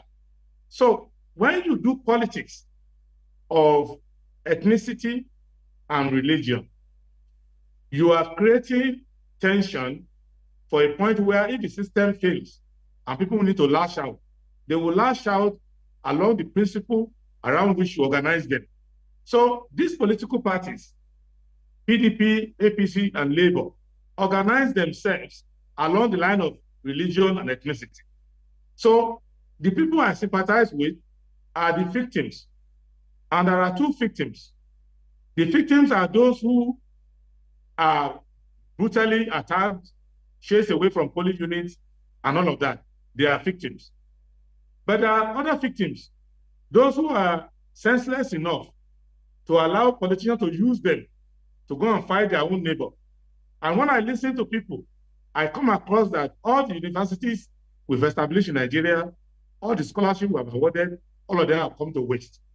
Because you will see a professor of mathematics and a senior advocate argue about Igbo, Yoruba, who owns Lagos, who came first, this and that. So that level of mental decay, I believe it is episodic, that after a while, once the new president is sworn in and he starts performing, and then the country starts to face other more serious, more generic problems, and that we will calm down. But this country has prospects. This country has greatness fostered on it. And all we need to do is just to start to use our intelligence, not our emotion. Many of our brothers, they will insult you, they will attack you, because they are emotionally invested in the candidature of one person or one party. And there's no solution that is vested in one person or one party. The solution is vested in values. And this value, we must share them together. And there must be a case whereby you don't vote for somebody because of your ethnicity, you don't vote for somebody because you're a religion, and you don't also help politicians to repeat their lies. That you have the same standard to measure Tinubu, use the same standard to measure Obi, use the same standard to measure Atiku, use them for Showore, use them for Adebayo, use the same standard, which is how does the politics of this person answer to the problems of the country, especially as they affect my daily life. If you do that analysis, you will see that you will not be a friend of a politician at all. You will find that this one has this quality that you can follow, also has this bad quality which you have to watch out for. Jesus Christ is not on the ballot. Don't deceive yourself. And those are the problems of education. So we need to do advocacy. And many of us who didn't do well in the election, or as Showore would say, were not allocated enough. I believe now that they love me more than they love Showore because they gave me more vote than him. So that should make me happy that at least they like me more than they like him. But so, I hope, like I was trying to ask Showore, but I hope that you are you thinking there's possibility of running again in the next election? I will continue to be participating and I will continue to run because two things brought me out, which implicated the thought. I want to see that I don't die and leave poverty behind. So I want to say farewell to poverty, and I want to say farewell to insecurity, and I want to bring accountability. It's the same reason why I was going to Tony Street 30 years ago to campaign for Abiola, to carry poster and post all over Lagos. The same reason I was going to Jakande's house in Bishop Street in Ilupeju. The same reason why I was going around Nigeria as a young 20-year-old SDP member. It's the same reason why Showore was, as a student leader, standing at the back of Abiola, even though he was not going to be a minister. After the annulled election, those who wanted to be minister ran away. He remained Showore standing there and all of that. The same reason why we did all of that for June 12. The same reason, to say farewell to poverty and insecurity. And anybody who comes out, like now, this person who has just been elected now, I'm not happy about it. It's not my candidate. But if he attacks poverty and insecurity, I will support the idea. I don't hate him. But if he comes there, as I predict he's going to come there, because it's been 1 month now that he has been elected, apart from the wishy-washy beer parlor acceptance speech that he gave, I have not had anything tangible showing direction. Just go to one big man's house or the other to go and thank them for money. And then his supporters are attacking those who are saying they're not happy with the election. But they have not come with any policy issue. He's not going to address anyone. He's not done anything to indicate that, okay, this is where I want to go. All right, Prince. So those are the things I want to see. Let me allow you. I don't see them. Yeah. I have to run for office. Let me allow you, Showore, just about 40 seconds for your final thought. And what I would like you to say is that there is a president-elect. Some people are not happy about it. Some people are going to court to challenge it. But if you have anything to say to this president-elect, considering the fact that I believe that we went into that election and we came out as a fragmented people, what would you be telling him tonight, Prince? What I will tell him is this. Forget about how you won. Because, it's, from what I'm observing, it happens to be someone like to boast, like the Godfather. I dealt with you, I did that. Now, you didn't want me there, I got it. No, that thing should go away. The first thing to do, forget about people like me, because I'm patriotic enough not to burn Nigeria down because of election. Address those who have issues, and address it in 3 ways. Comfort the Christian community, because they bet very high and they lost big. All those pastors that who had the emergency line to God telling them who to vote for. Have a way to comfort them so that we don't have a divided religious community. Secondly, take the regional leaders. Many of them are complaining because someone from their area did not win, but many of them, they survive on government, so they are kind of scared. Whether now that my own person has lost, will I be able to get free money from government? So he needs to be able to address that segment as well to see that along religious and ethnic lines, there's no division. Thirdly, you need to address the youth. And by youth, I don't mean obedience. Obedient are vibrant kind of youth that I like, but they are just noisy. They're not the largest. There are more youth in APC than in Labour Party. There are more youths in PDP than in Labour Party. I can tell you that because I went to the field and I saw it. So don't assume that when I say youth, it means only no. Take all the youth together and to address the youth, deal with the problems that the youth want to solve. One, they want a good law enforcement, a justice system. Under this election now, somebody has just been arrested, Chudi, and it is Showore and other people going around trying to help the guy to come out. It's another form of answers. So the president-elect is supposed to speak out or have people speak out, not by Onanuga talking incendiary things. They should you or other people who are just going out to do tit for tat. Address the youth. Make sure that the youth know that this government that you are forming has them. Secondly, address the issue of what you are going to do about unemployment. Address the issue of what you are going to do about economic stability and inclusion.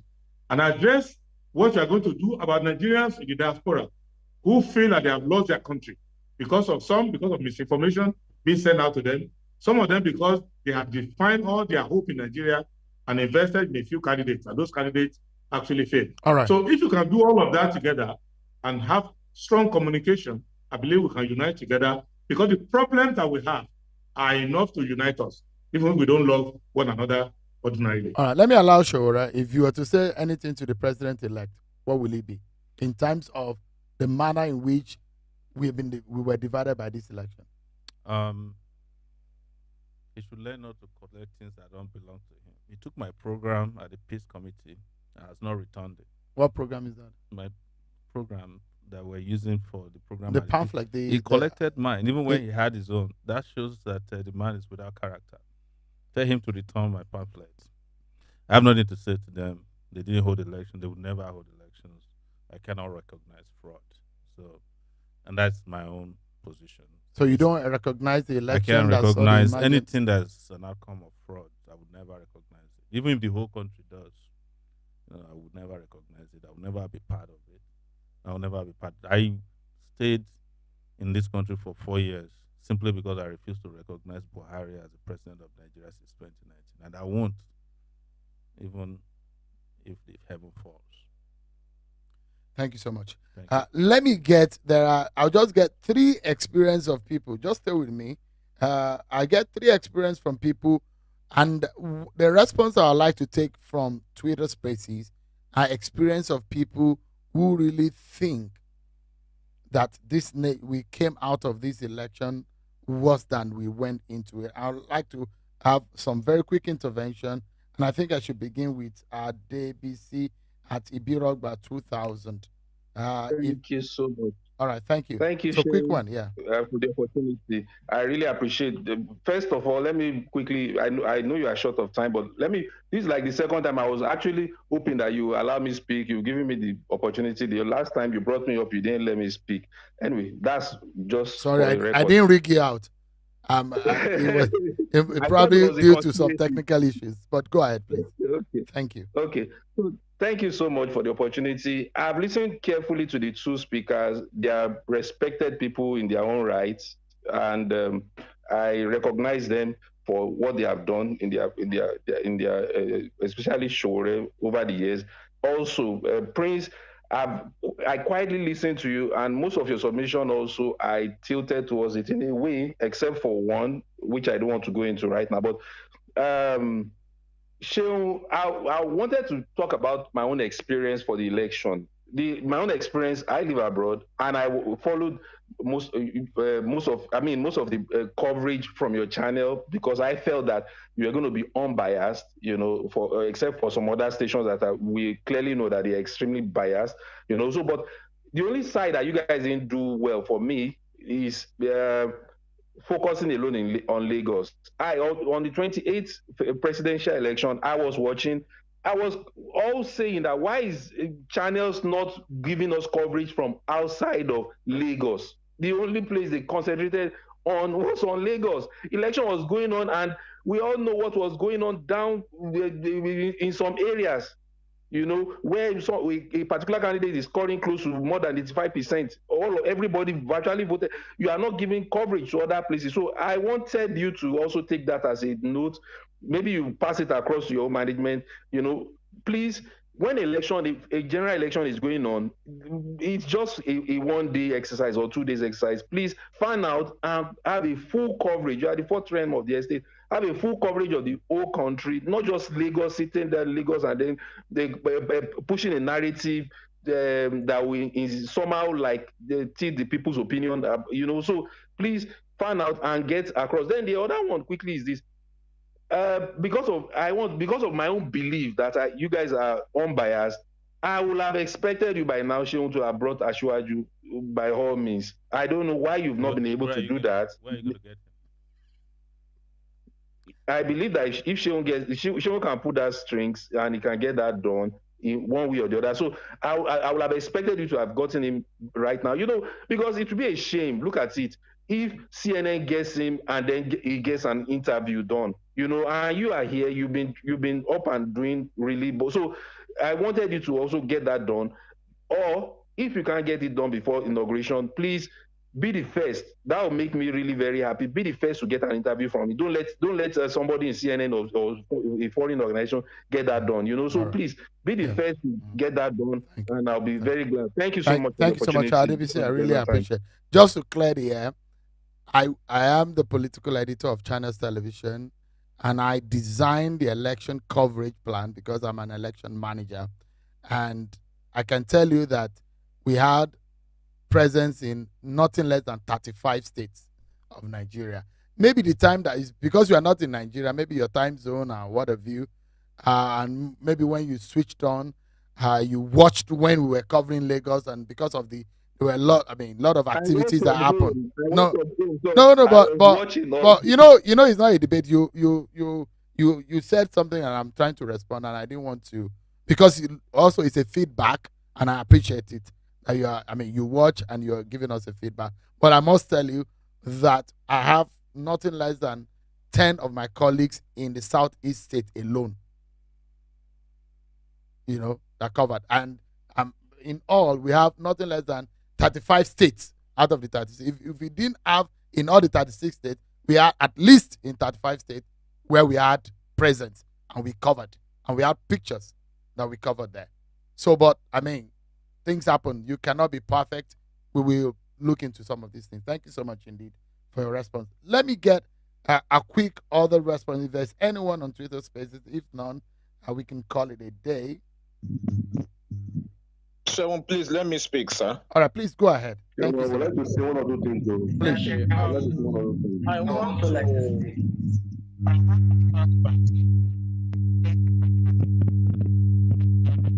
There seems to be something wrong with your audio. If there's a way No. Hello. Is this Hello, Marvel? can you hear me? Is this Marvel? Yeah, let me speak. Yeah, this Marvel. Hello, can you hear me now? Marvel, go ahead, please. Yes, Can you hear me now? So if it's Marvel, I think Marvel is on, isn't it? Yes, I'm on. Thank you. All right, please, a quick one. Yeah, go ahead. Yeah, I appreciate your program, and I've been following it since 2015 when I was young. You've been giving us a good update. I appreciate your job. And the second one I would say is this: Nigeria will focus on executive, the governor, and the presidency. I've been in the US and I've been following their type of system of government. Mr. Shah, I want you to, in this, because we can keep talking about election, it's gone. We have elected officials, we can go to court or whatever we want to do. But I think we need to start talking to the state legislative, the senators, the House of Rep. We need to bring them on their tax. They are the ones they are our representatives. Even though our president is strong or is not strong, we need a legislative arm of government whereby is responsive to the people. I've texted and I've written a letter to more than 3 congressmen in America, less than 24 hours they will respond to me. I've sent a message to a lot of our House of Rep in Nigeria, none of them have responded. It tells you how they ignore their constituencies. Is only during the election time, we talk, and we don't even talk about them a lot on the media. We only talk about Mr. Governors and the president. And to have a strong democracy, we need a strong legislative arm of government. We need the senators that are popular. I think we need to separate the executive election from the legislative election. Okay, fantastic. Thank you. Let me get one more response, and we call it a day. And who would that be? All right, go ahead. Yeah, please go ahead. All right, good evening, everyone. Good evening, session. Okay, what I want to there are positives in this election. Sorry, can you hear me? So there seems to be a mix young in man, the... please. I was asked to speak. Okay, is it front seat? I was asked to speak. Is it front seat? This is Simon X. Okay, Simon X, please go ahead. I want to speak. Can you hear me now? Go ahead, Simon X, yeah. Okay, thank you very much, Mr. Shen. All right, so Mr. Shen, I just want to point out something very quick. And what I want to point out is this: in a few minutes, I've spoken in several spaces, and I hate the fact that every space I go, I have to repeat myself over and over on the same thing. And only to see people not coming with contrary opinion, but trying to trash down your real opinion. And I wouldn't want to come here and start mentioning those things out. But the fact remains that people were disenfranchised. However, I want to also say something, because I may forget this. First and foremost, I would like to say, I don't know how soon this space will be crashing, but I will advise if you can just create a short hashtag, so you can just put it there. There are a lot of persons like me who might not have access to the microphone. They can just push in their question from the hashtag, and that will be even easier enough for them to go straight to the point. And some of them might even have a point that will take us forward. Then the second thing is the question on the dash. Where is Nigeria? I'd like to tell every Nigerian that presently Nigeria is in the mud. Where is Nigeria? Nigeria is in the mud. As simple as that. Just like Showore rightly said, there was never election. I don't want to mention anybody's name, but I want to state clearly that the two presidential speakers who speak, write this down, quotes me. In time to come, we will know this. One of them has corn in his pocket. I come straight. One of them had Agbado in his comment. As time comes on, we will come to know. If you check my pin tweet, I have a brother who went out to vote on the 18th. We went out to vote for the governorship election in Lagos, Obafemi Taiwo precisely in Ikorodu. He went out just to, practice his own fundamental human rights, only to go there, and because he's a die-down Labour Party member, he saw some activity that was going on, and this young man decided to just take some documentations, and he was just by the corner taking some few documentation of things that he was observing. And from nowhere, these guys, they came in group and they start beating him up in presence of policemen. Policemen were looking at him. All right. Meanwhile, a lot of these guys that we call thugs, they are not even thugs. Some of them, they are court members. It's embarrassing to see that our so even police has failed us. Now they took this guy, they start beating him, they almost killed him before the police now decided to rescue him. When they rescued him, they take him up only to put him up in the police station. They lock him up there, seize the phone from him, and they break the phone. Now, I did everything that I could as an influencer to push a lot of engagement to see how we can bring this guy out. There was no response on time. Of course, I all know that. Simon X, so what I like you to wrap up so that we can close now. So in conclusion, we managed to bring this guy out. In other way, we did everything that we could do in payment and all of that just to get the phone back, because we have a lot of stuff in that phone, and we're able to bring him out. What are we going to say for that kind of person? And we have a whole lot of persons like that. Now, leave the people who vote. Only from the agents, we have a lot of testimony of tension and how they were tortured. And you call this election. Right. There was never an election in Nigeria. And if you ask me where is Nigeria, Nigeria is in the mud. Thank you, Simon. We need to go quickly, and front seat wanted to speak, and just in 60 seconds. Let me try again. Please, go ahead. You've kept me out. Let me try again. Okay. We need to wrap up now quickly. So we need to do that quickly in 60 seconds, please. Yeah. Okay. Let me try now. What I want to say is that this election came with some positives. One is accreditation. The issue of I was not accredited was highly minimized. Result transmission was supposed to be very fast. Okay, apart from it was maybe sabotaged somehow. Now making people that were working against electronic transmission liars. So going back to what Mr. Showore said, that electronic voting is possible in this country. Now I also want to go straight to your topic of where is Nigeria now. Nigeria have dealt with family, churches, schools and universities. They have also dealt with security agencies. Where the Nigeria is now is judiciary. That's the only standing institution. But as the election winds down, we will know whether that one has finished or not. Right. Finally, I want to say that there is need for you, Mr. Shehu, when somebody make a comment that is not in order, you call the person back and correct him. For instance, when the other person, one of the persons there with you, who has a coin in his pocket, was saying that a candidate was going to church and was telling church, take back your country. I want to say that this comment was meant for everybody. He said it everywhere he went to. It was not only the church. That one said. Another thing also is that Alex Oti did not say that P2B did not help him. What he said is that P2B, that he has been contesting for election, and P2B's involvement or effect widens the margin for his winning. So I listened to that interview. I know. So people should not be coming to twist facts and make it look like truth. Again, so I want to also say finally that please, going forward, you journalists should stop sitting down and wait for news to come to you. Go for the news. Thank you. Thank you so much. So we need to close now, but this man, Ahmad at Gafar, because I wanted the response, because a few of the things that were said, my speakers may want to respond to them. But Ahmad at Gafar, if you have 30 seconds to quickly speak, so we can close this. Thank you very much, Young. Thank you very much. I appreciate you. I must say sincerely that the last speaker has said some of my mind. Whether we are in the mud, whether we are in the hard hill, an election has been held. The truth here is that we have to move forward. So where is Nigeria? Nigeria is on the brink of a political problem, and we must do our best as the citizens of this country to ensure that democracy subsists.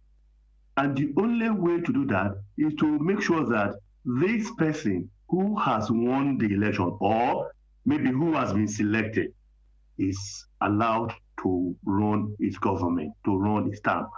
Then thereafter, we can always come up and then make our people work. The Marvel spoke about us focusing on the executive only. And that's one of the problems we have in this country.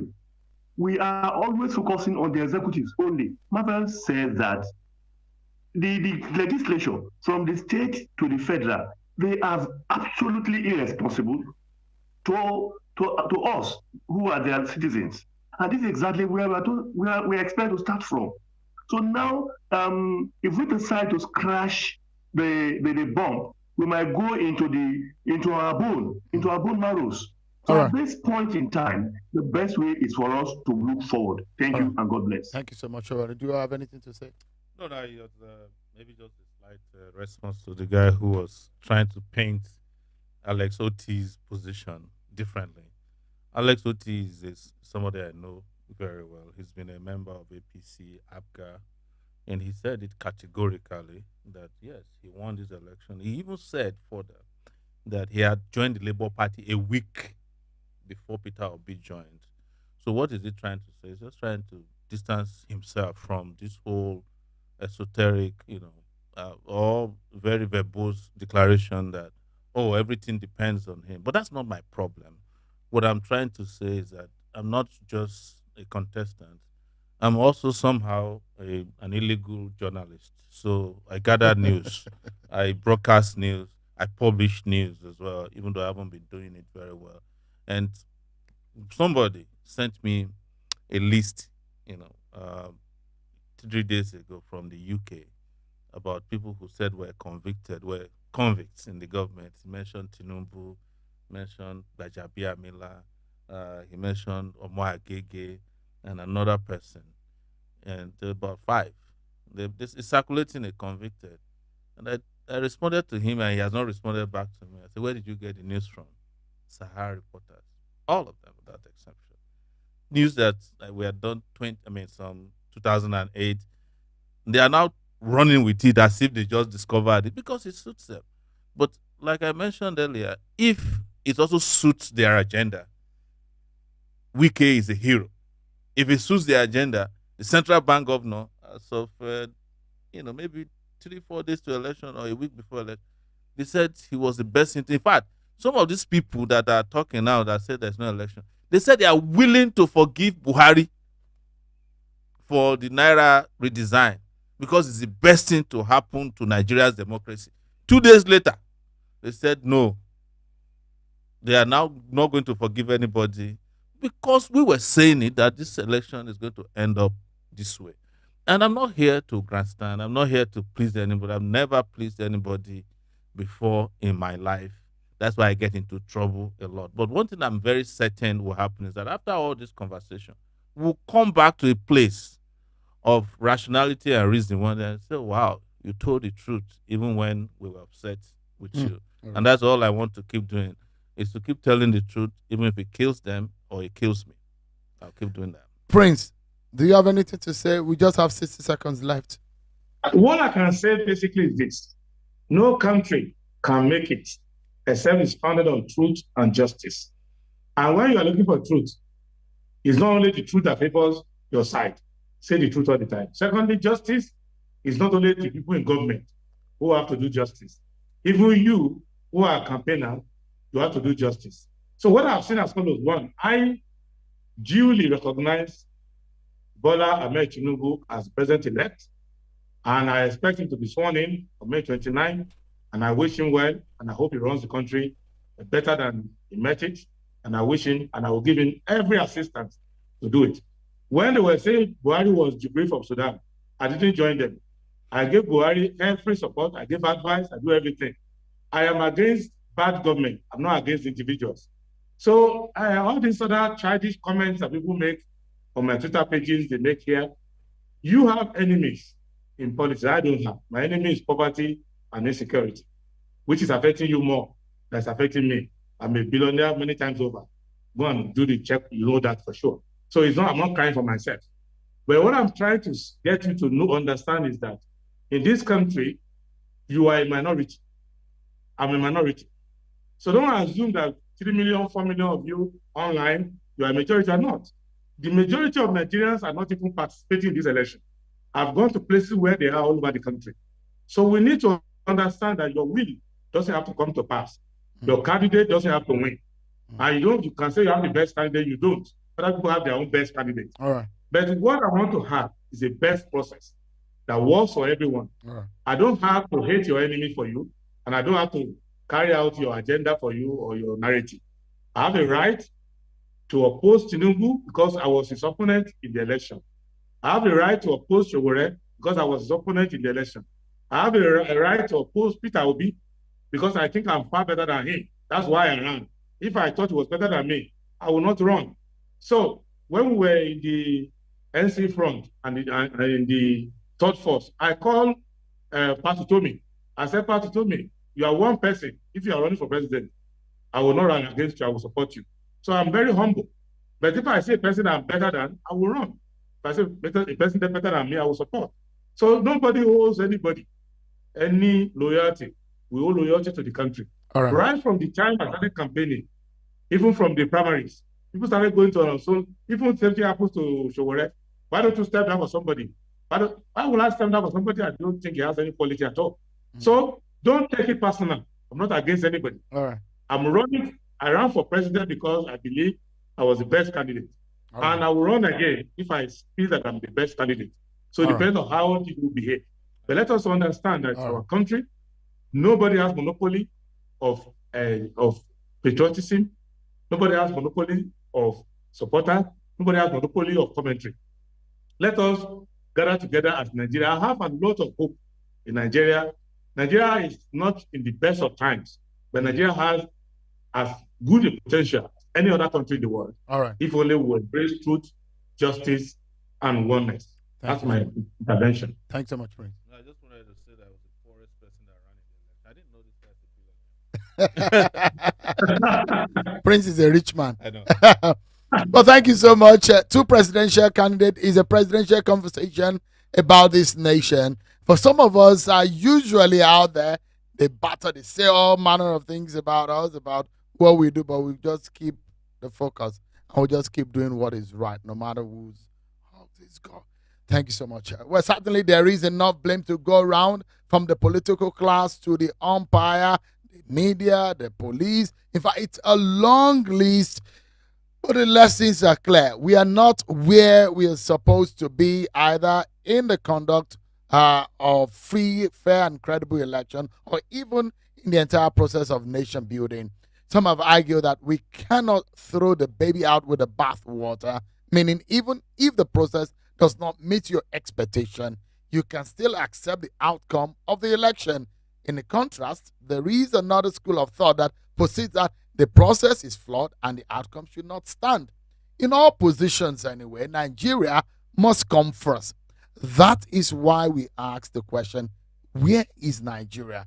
Hopefully, we've learned some lessons to help us forge ahead as a people and build a better system, stronger institutions, and improve the standard of living of the people of this country. We cannot keep going round in circles, failing and recycling the process that led to the initial failure. Beyond the elections, let the building continue on all grounds without losing sight of values and need to get us through. Beyond the elections, let's rebuild lost friendship. Beyond the elections, let Nigeria win. And that's how we draw the curtains on today's podcast. Thank you so much, everyone, for watching.